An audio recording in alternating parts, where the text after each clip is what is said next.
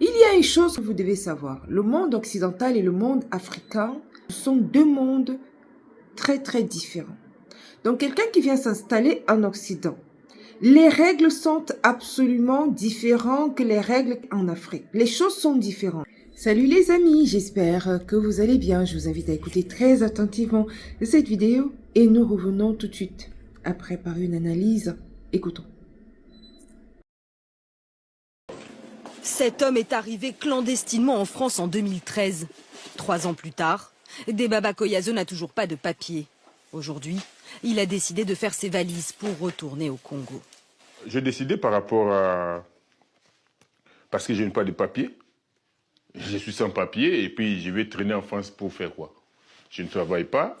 Voilà, je ne travaille pas. Je vais rester pour faire quoi?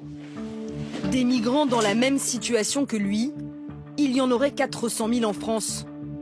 L'une des missions de l'OFII, l'Office français de l'immigration et de l'intégration, c'est de les convaincre de repartir.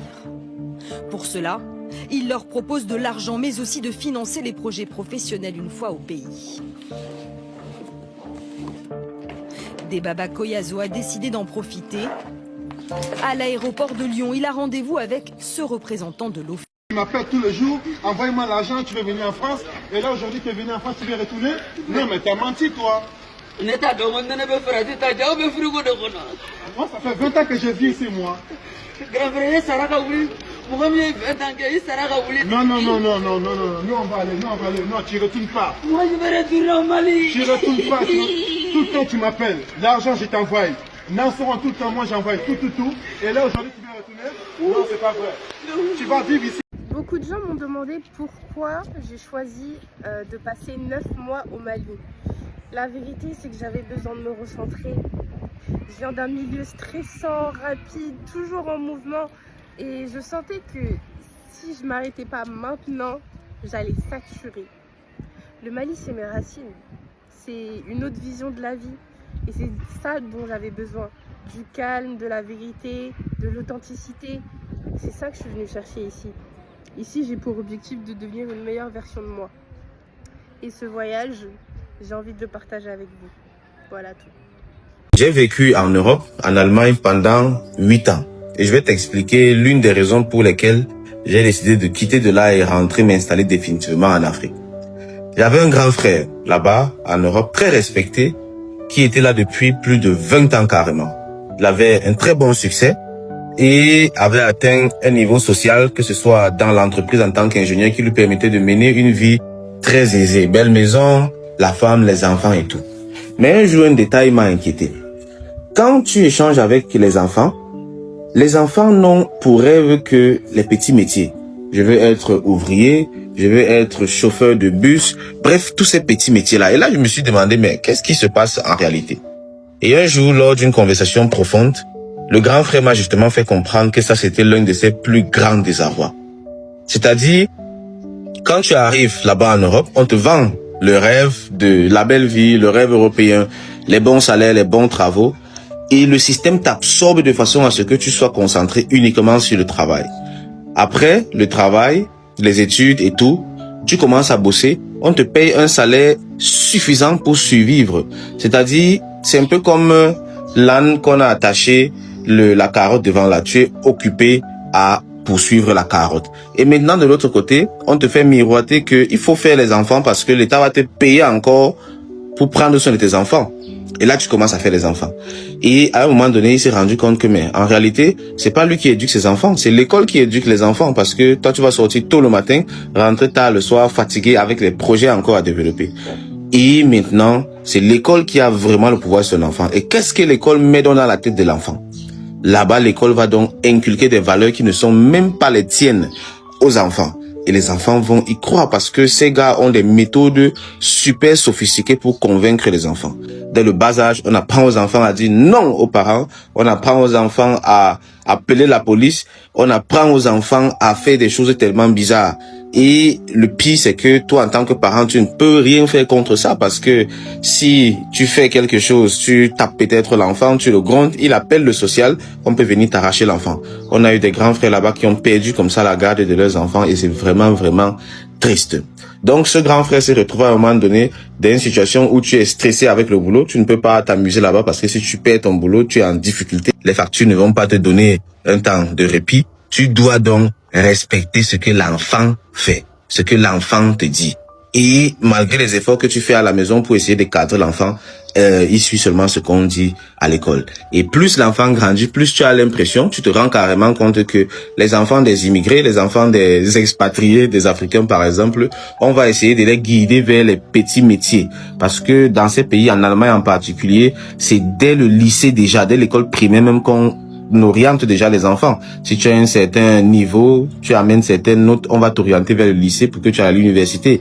Sinon, on va t'orienter vers les CES, vers les petits trucs pour que tu ailles être ouvrier et faire les petits jobs. Et comme on a plus besoin de main d'œuvre là-bas, on va donc orienter les enfants par là. Et tu te rends donc compte qu'avec ça, finalement, tu te bats pour quoi? Tu te bats pour quoi si après, tout ce que tu vas laisser, ce sont des enfants qui sont détruits et meurtris. Parce que le pire dans ça, c'est que c'est quand les enfants sont déjà très grands, et quand il est déjà trop tard, qu'eux-mêmes se rendent compte de la bêtise dans laquelle ils sont trouvés.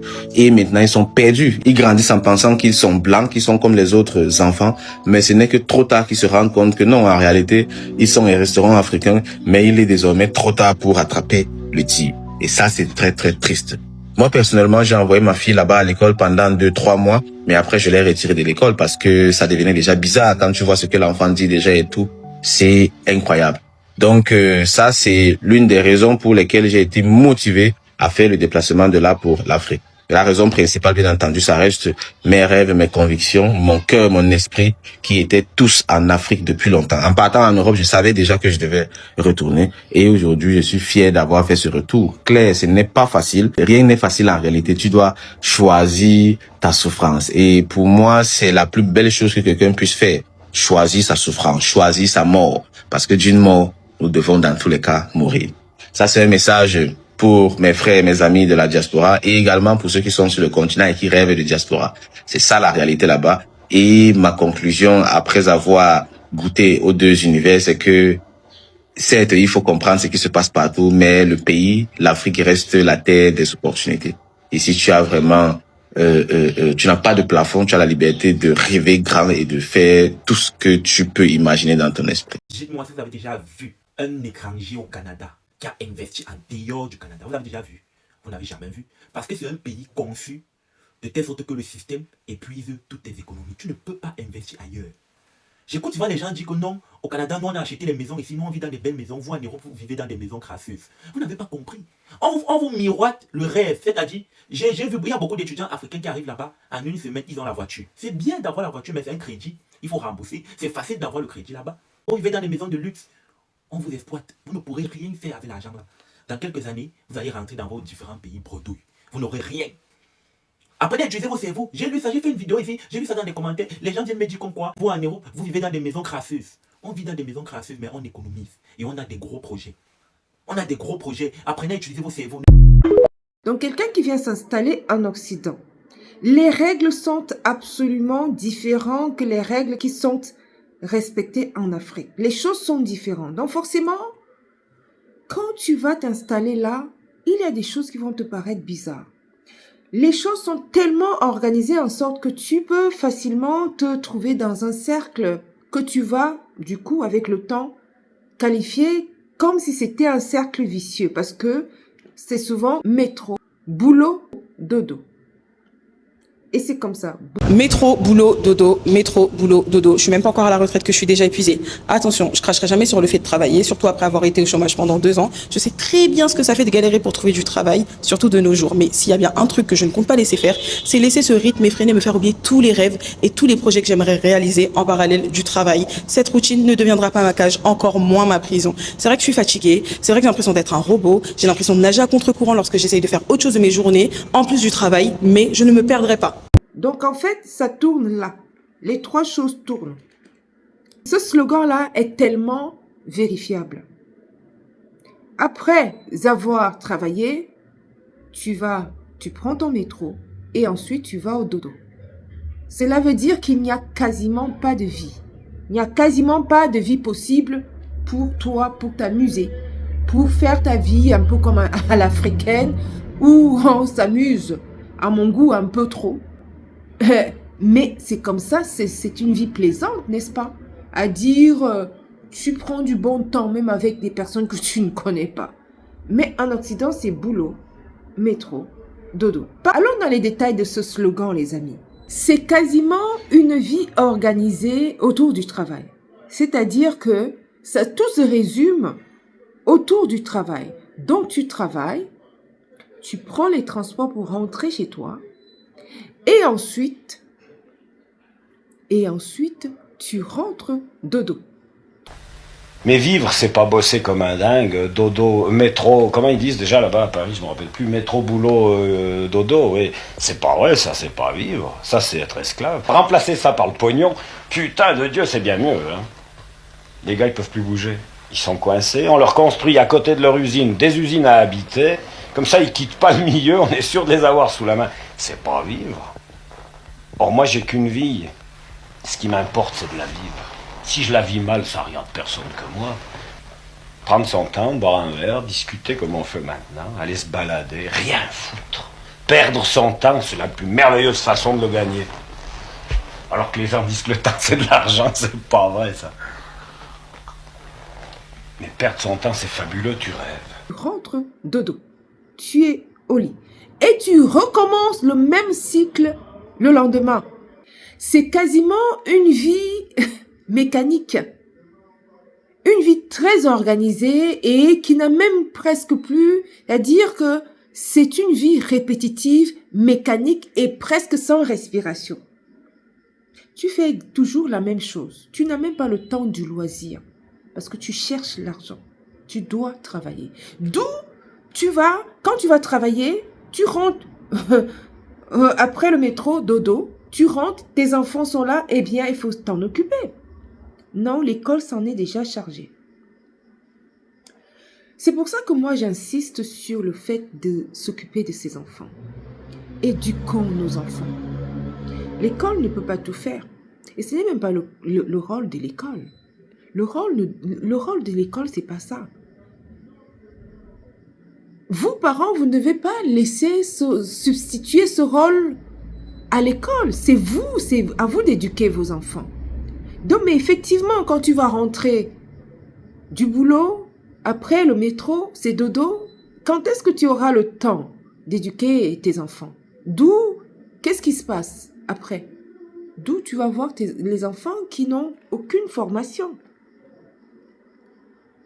Qu'on dirige vers des métiers techniques alors que tes enfants sont d'une compétence inouïe. Pas que ces métiers-là sont des métiers... non, ces métiers gagnent aussi très bien. Mais ces métiers-là moi je pense, c'est pas forcément à juste titre, sont malheureusement souvent dévalorisés. Un bon mécanicien gagne plus que quelqu'un qui est dans les bureaux. Hein. Un mécanicien gagne très bien sa vie. Pourtant, c'est des métiers techniques. Mais ça dépend. Faut pas envoyer les enfants à des métiers techniques alors qu'ils ont des capacités peut-être à faire autre chose.